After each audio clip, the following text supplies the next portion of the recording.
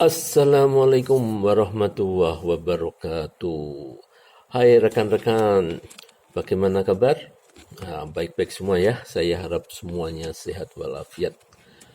Baiklah rekan-rekan mahasiswa ya, untuk menyingkat waktu ya, ini penjelasan terkait dengan tugas ya, tugas saudara kemarin, yaitu untuk menjelaskan ya.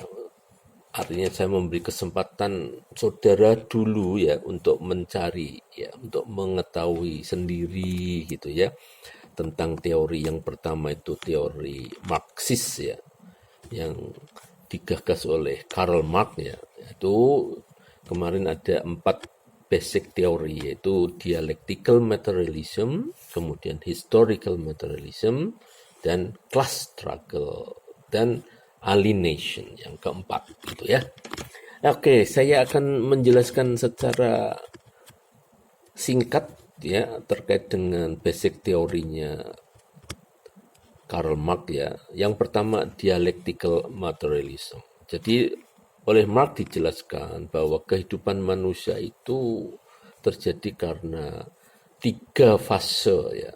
Kehidupan ini, peristiwa yang ada di dunia dalam kehidupan kita ini, dalam teori Marxis itu digambarkan dengan 3 fase, yaitu fase pertama itu namanya tesis, fase yang kedua yang berseberangan dengan tesis itu namanya antitesis.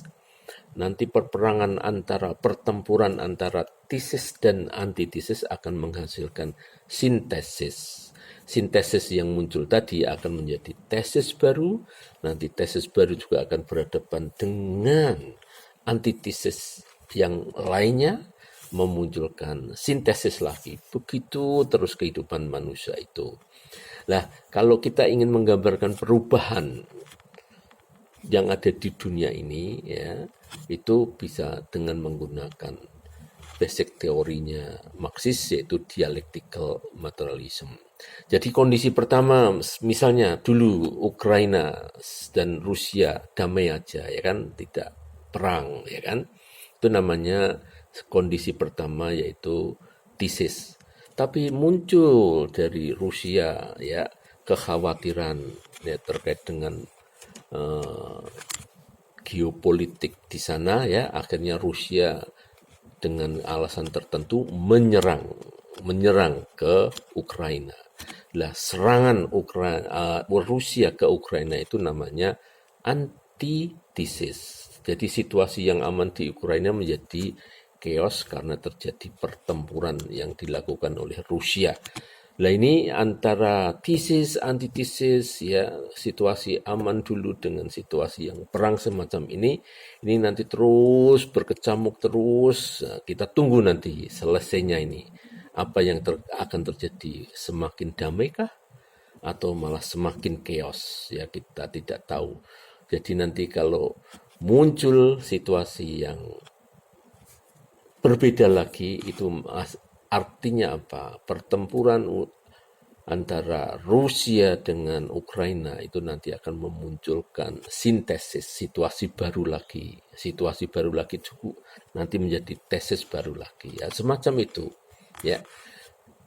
Yang kedua yaitu historical materialism. Nah, dalam kehidupan kita di dunia ini terjadi berbagai macam tadi dialectical materialism antara tesis, antitesis, kemudian muncul sintesis yang baru. Nah, sintesis baru itu kalau dicatat sejarah itu, kalau itu peristiwa besar ya, itu bisa menjadi apa ya, momentum ya, historis ya, catatan sejarah dalam kehidupan manusia.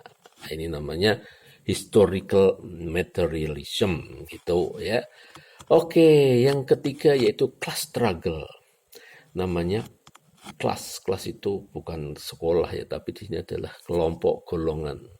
Jadi kelompok perjuangan kelas ini menggambarkan bahwa di dalam kehidupan manusia itu terjadi ada yang menindas, ada yang tertindas. Biasanya yang tertindas ini akan melawan, dan maka dinamakan class struggle.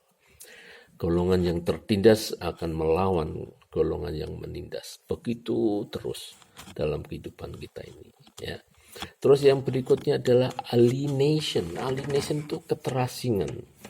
Ini dulu menggambarkan ya dalam kehidupan bangsa Eropa itu terjadi industrialisasi di sana. Orang itu jadi setelah bekerja di perusahaan atau di pabrik-pabrik industri baru itu, mereka terputus dengan kehidupan sosialnya. Mereka fokus kerja di pabrik dan tercerabut dari akar hubungan sosial kemasyarakatan. Mereka teralienasi karena mereka fokus mengerjakan pekerjaan di industri yang begitu aja rutin tiap hari, jam kerja belum teratur saat itu, sehingga kadang-kadang pekerjaan yang jam kerja yang dilakukan buruh saat itu adalah melebihi dari kemampuan kerja manusia, maka terjadi perbudakan, teralienasi orang yang asik, orang yang banyak waktunya tersita melakukan sesuatu hal, mereka tercerabut dari hubungan kemasyarakatan begitu. Ini menggambarkan situasi orang yang teralienasi, orang yang terasing dari kehidupan masyarakatnya. Jadi ini teorinya Mark ya. Jadi silahkan nanti dipraktekkan dalam menganalisis karya sastra begitu ya. Ini harapannya. Mudah-mudahan nanti bisa